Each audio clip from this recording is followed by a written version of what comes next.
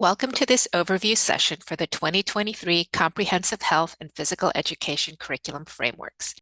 The frameworks outlines expectations for what a student should know and be able to do, and also includes a lot of other great materials such as the vision and guiding principles designed to support effective implementation. I'm Ann Damali. I'm the Director of STEM at the Department of Elementary and Secondary Education, where we're committed to ensuring that all students in Massachusetts have equitable opportunities to excel in all content areas across all grades. The goal for today's session is to give you a sense of the revisions and the public sentiments towards the revisions, collect recommendations for implementation supports from you, provide guidance on the opt-out state law, and to tell you about future professional development opportunities.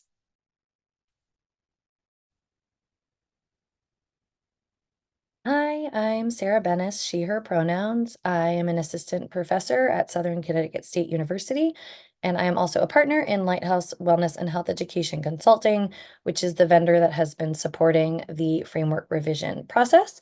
I'm going to talk to you a little bit about the review and revision process, and then also give an overview of some of the key feedback that we received from public comment.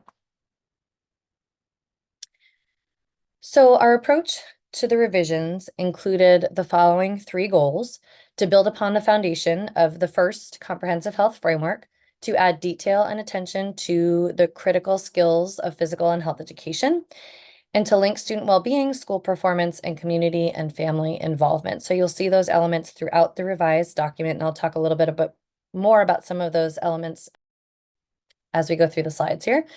Some of the touchstones to note as you are reviewing the new frameworks are that you'll see a shift to practices. So you'll notice that the document is organized now by grade band, and then within each grade band, it's organized by practices with the standards underneath each larger practice, which helps really emphasize the skills, which was one of our goals. You'll also notice that it's been updated to be current and relevant, both for students today and also into the future. We have enhanced physical education throughout the document. I'll talk a little bit more about that later. We've added social and emotional learning into the document, and you'll see starting in the front matter, which definitely encourage you to take a look at. There's lots of good stuff there. So in the front matter all the way through the standards, a focus on equity. So here's an overview of the review and revision process. So we started with planning and outreach, where we engaged with a number of different stakeholders through interviews and focus groups. We reviewed research, we looked at other state frameworks and national standards, and we recruited a diverse panel with a range of experiences related to all the different topics within the frameworks.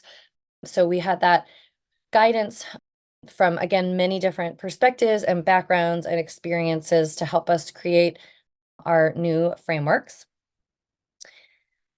So the next step then was actually doing the writing and revising and review, because again, we were building on the framework of the original framework from 1999. So reviewing that, getting the panel's input and expertise related to, what we should use, what we need to change, what we need to add.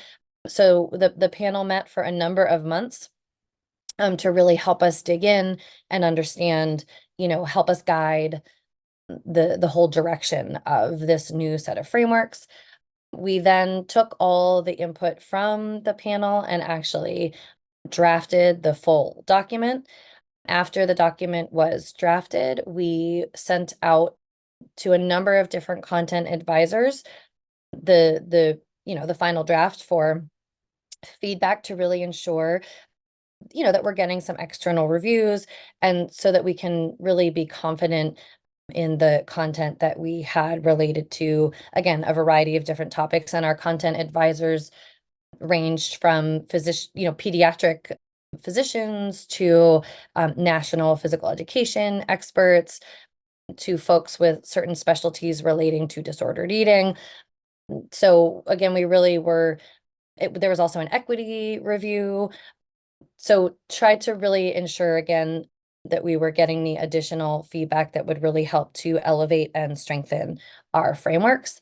And then once all that was complete and any feedback was integrated, The framework document went out for public comment. We received over 5,400 pieces of public comment feedback. All of that was reviewed and analyzed. And based on that analysis, we proposed additional revisions. And then those were the revised version was proposed to the board in September. And at that meeting, they were approved. And now we have our new set of frameworks. If you are interested in learning more about the documents that were submitted as part of the board meeting or how the board meeting went, all those materials are available on the Massachusetts Board of Education website. So if you go to their meeting agendas, you can see all the materials that were submitted. And there are also recordings of those sessions. So what are the shifts that you'll see in the revised frameworks? As we mentioned already, there is a stronger emphasis on practices. We do have explicit representation and integration of physical education. So we added many more standards than were in the 1999 document, as well as adding specific coding to help folks identify the standards that are specific for phys ed. We articulated social and emotional competencies that can apply across the school curriculum and content areas. We made updates to reflect current and ever-changing influences on health, including an emphasis on technology, media, and social media. Some of these, again, I know we reviewed earlier, but an increased focus and emphasis on equity. And then we did update the guiding principles to also include and encourage a whole school, whole community, whole child approach. So you'll see all those changes reflected throughout the document. And then here are the practices that the document is organized around. So again, you'll see all of these practices within each of the grade bands. So we have decision-making and problem solving, self-management and goal setting, social awareness, relationship and communication skills, and movement skills. So you might already be noticing alignment with things like the CASEL frameworks, the National Health Education frameworks. There's connections to the National Physical Education frameworks as well. The additional 3 practices are self-awareness and analyzing influences, information and resource seeking, and self-advocacy and health promotion. So again, those are the sort of big emphasis are these practices. And again, as you can see, align with a number of different frameworks that are existing already. And then within the practices, you'll see different topics are included underneath. So you'll see these kind of spread out throughout the document. Not every topic shows up like in every practice. You'll notice they're, integrated in different ways. But the topics that are included within the framework are healthy relationships, mental and emotional health, nutrition and balanced eating, personal safety, physical activity and fitness, physical health and hygiene, public, community and environmental health, sexual health, and substance use and misuse. And the codes that are in the brackets are the codes that you'll find in the standards. So now we're going to review some of the key public comment responses, just again to give you context of, the feedback that we received. Again, if you want more detail about, some of the specifics related to the public comment, the materials that are posted on the Board of Ed website have our more detailed report. But we just kind of wanted to give folks a sense of, the big pieces of feedback that we received. So first of all, as you can see here, overall, there is majority of folks agree on these sort of 3 big elements here. So the first being that the vision provides a clear and compelling description of comprehensive health and physical education as central to a well-rounded education. The next is that folks agree that the guiding principles identify important characteristics of high-quality comprehensive health and physical education. And then finally, public comment overall agreed that the practices identify the most important processes and skills that students need. So overall, we see positive, and positive agreement with the direction of the frameworks overall. And now what I'm going to review are just some key areas that we felt might be helpful for you to hear that we received feedback on, and also what the DESE response was related to the feedback. So we did receive feedback related to the lack of clearly designed PE standards and suggestions to adopt the Shape America National Physical Education Standards. With just as a note, those are under revision. They are planned to come out in March 2024. However, what we did do is we created a crosswalk showing alignment with the 2013 Shape America National Physical Education Standards, which are technically still the current ones, which show that pretty much almost 100% of those grade level outcomes that are included in the 2013 document are reflected in our Massachusetts document. So that will be something that crosswalk will be available. We also did sort of tentative crosswalk with the version of the 2024 Shape America National PE standards that were submitted for or sent out for review to the field. So those aren't final, but even with the draft version that we looked at, again, a majority, almost all of those proposed 2024 national PE standards were also included in our Massachusetts standards. So we'll do another crosswalk when those are finalized. But the main message is that the current Massachusetts frameworks do include nearly all of the content included in both the 2013 and at least the draft proposed 2024 PE standards, and those crosswalks will be made available. We also specifically elicited additional feedback from a variety of experts in the field, both in Massachusetts and outside of Massachusetts, to review specifically the physical education content. We added coding to the standards to indicate which were PE. So you'll notice in the document that there are codes that are PE for phys ed, HE for health ed, and then HPE, which the standard could be applied in both, and then SE for the social and emotional learning competencies. So hopefully that helps. We will also be creating some additional materials where some of those where the PE standards are pulled out in its own document to make it a little bit easier to see those specifically and so hopefully, help with implementation.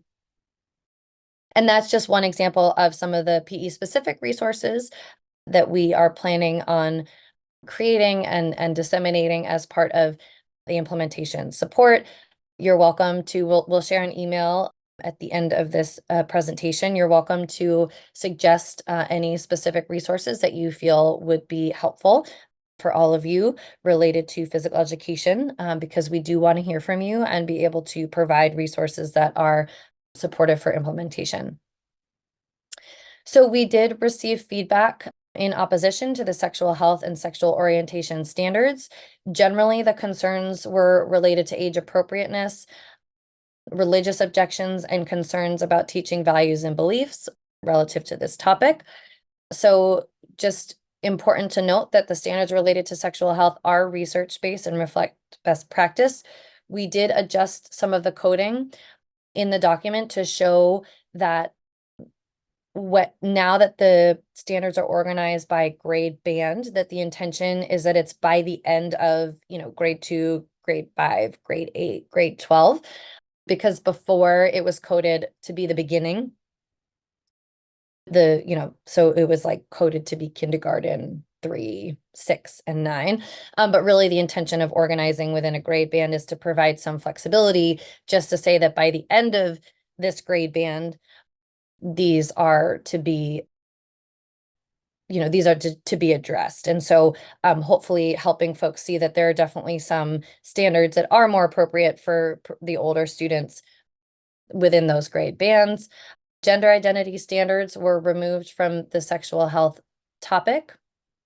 So not removed overall, just taken out of the sexual health topic to clarify that gender identity is not only, it's not just a part of sexual health, that it is broader than that and isn't specific to that topic area. And then implementation will include information about the opt-out law. We'll talk a little bit about that in the presentation as well. And just reminders of the laws related to the school's responsibility for education free from discrimination. We also received similar opposition to the inclusion of gender identity related standards in the document. And as you can see here, it's similar concerns related to age appropriateness and implementation, questions about terminology, religious objections, and then the concerns about teaching values and beliefs. So again, just some important items to note. All of our standards are research-based and aligned with national sex education standards and best practices in general. Gender identity is a protected class, and DESE is committed to ensuring all students have access to an education free from discrimination. Implementation support will include best practices in teaching gender identity and supports for community engagement. We will also have supports related to, teaching sexual health and other elements as well related to these two concerns that were raised. We also received a number of comments and feedback related to suggesting that we highlight the importance of menstruation, including reducing the stigma associated with menstruation, and then being able to include some standards related to supporting students who, in being able to identify when medical support might be needed related to menstruation. So we did add some additional standards. And again, implementation support will include guidance around how to include and talk about these different topics. And then sort of the final one that we want to present here, which in some of the other info sessions we know has been part of what's bringing folks here, are concerns that were raised about ensuring equitable access to opportunities for comprehensive health and physical education for all students, the need for training and other supports for educators to implement the standards, and then concerns around lack of time or dedicated courses to implement comprehensive health and physical education. So, reminder that state law does require all public schools to teach health education and physical education, but school districts have discretion to determine how the standards are implemented at the local level, including what curriculum and materials to use and including, what those courses sort of look like and when they happen. Plans for implementation support do include, skills and time and support related to how to develop an implementation plan, what might be some strategies if you're looking to potentially, increase the amount of, health or physical education that's happening in different spaces, and think about ways that you are able to roll out and implement these new frameworks. And also, licensure will eventually be updated to align with these new frameworks. Now for some opt-out guidance. The parental notification of 1997, often referred to as the opt-out law, remains the same. So as a district, you still have to adopt policy ensuring parental or guardian notification that provides parents or guardians the flexibility to exempt their children from any portion of the curriculum which primarily involves human sexual education. No child so exempt shall be penalized. Policy shall be in writing, formally adopted by the school committee for the entire school district, and distributed to principals by September 1st of each year. A copy of the school district's policy must be sent to the Department of Elementary and Secondary Education after adoption. Additionally, to the extent possible, program instructional materials for said curricula shall be made reasonably accessible for review. Second, DESE's advisory opinions on the parental notification law, also 1997, also has not changed. There's 3 parts to this document. The first is an FAQ, a frequently asked questions section.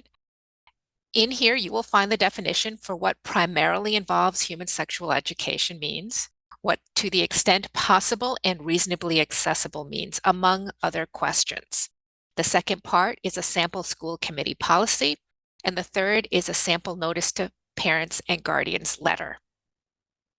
Lastly, DESE's 603 5.00 regulation, dispute resolution under parental notification law.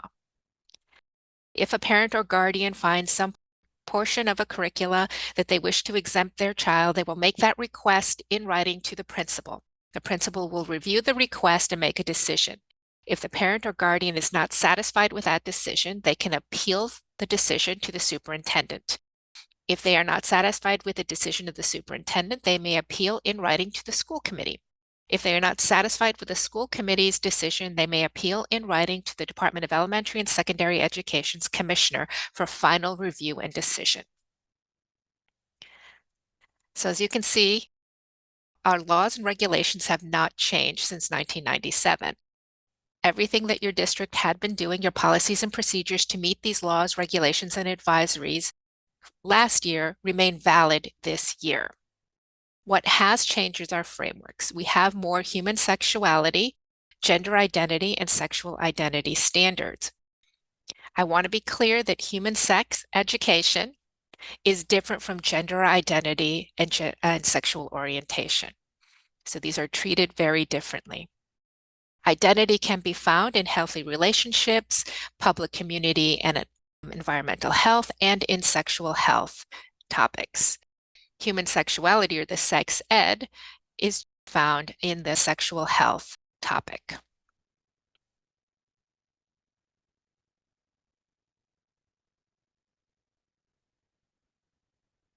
My name is Kristen McKinnon. I'm the Assistant Director of the Office of Student and Family Support.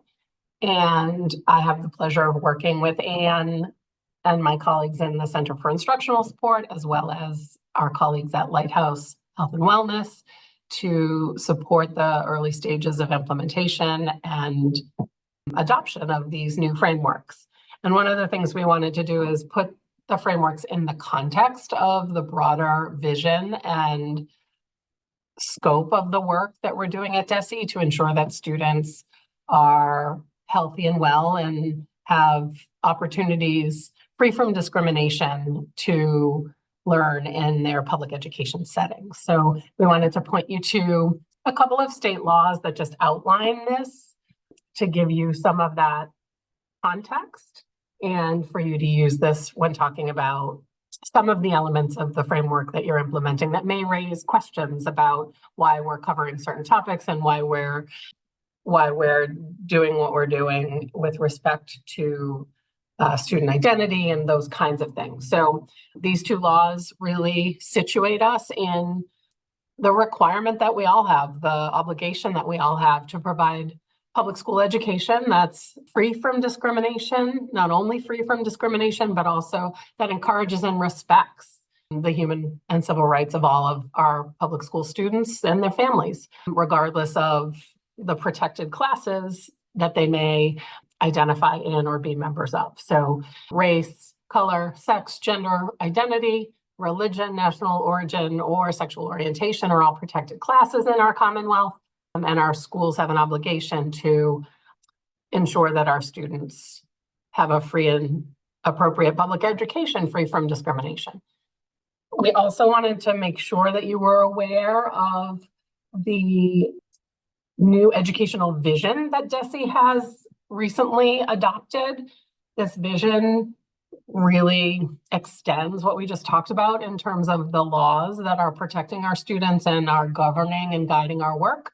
But our educational vision really speaks to providing for all students in Massachusetts, particularly students from historically underserved groups and communities, an equitable opportunity to excel across all content areas and at all grades, that they have experiences that reflect who they are, that reflect their identities, that in which they see themselves as they progress through school, to support them in thriving and being successful, not only academically, but in all of the aspects of their lives.